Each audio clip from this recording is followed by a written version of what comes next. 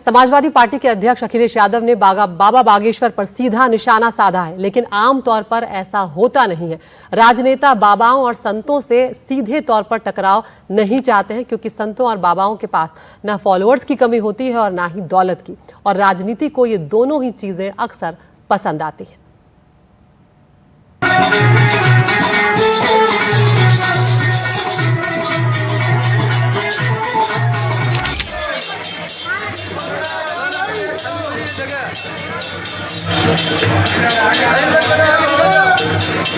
ये है देश के सबसे युवा सन्यासियों में शामिल बाबा बागेश्वर।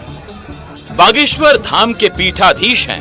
अपने बयानों को लेकर कई बार विवादों में भी आ चुके हैं, लेकिन इनकी फैन फॉलोइंग पर इसका कोई असर नहीं दिखा। जब देश दुनिया में प्रवचन करते हैं तो भक्तों की भीड़ उमड़ती है और चढ़ावे में पैसा बरसने लगता है। बाबा बागेश्वर की नेटवर्थ करीब 19.5 करोड़ रुपए है।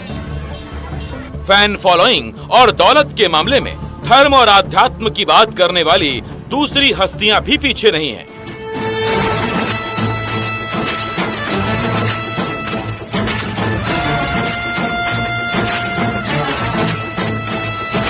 बाघ का करे जाते के ऊपर वाला भेजा।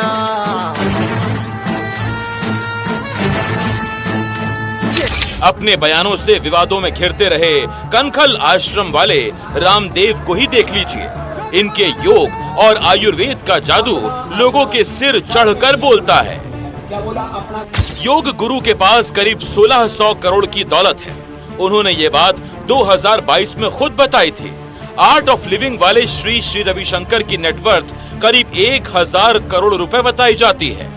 50 साल से भी ज्यादा समय से देश विदेश में राम कथा कह रहे मोरारी बापू के पास करीब 550 करोड़ रुपए की दौलत है। केरल से आध्यात्म का प्रचार करने वाली माता अमृतानंदमयी के पास करीब 1500 करोड़ रुपए की संपत्ति है। लोगों को आध्यात्म सिखाने वाले सद्गुरु जग्गी वासुदेव की नेटवर्थ करीब 415 करोड़ रुपए बताई जाती है। ये वो लोग हैं जिनसे कुछ विवाद भले ही जुड़े, लेकिन सिर्फ अपने चाहने वालों की नजर में ही नहीं, कानून की नजर में भी पूरी तरह से पाक साफ है।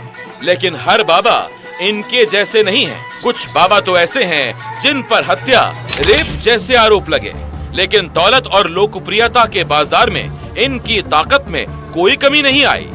हत्या और बलात्कार की सजा काट रहा राम रहीम हो, बलात्कार की सजा काट रहा आसाराम हो, या देश छोड़कर फरार हो चुका नित्यानंद, धर्म को धंधा बनाकर इन बाबाओं ने दशकों तक दरबार सजाया, लेकिन पाप का खड़ा फूटा तो कोई फरार हो गया और कोई जेल में गुनाहों की सजा काट रहा है।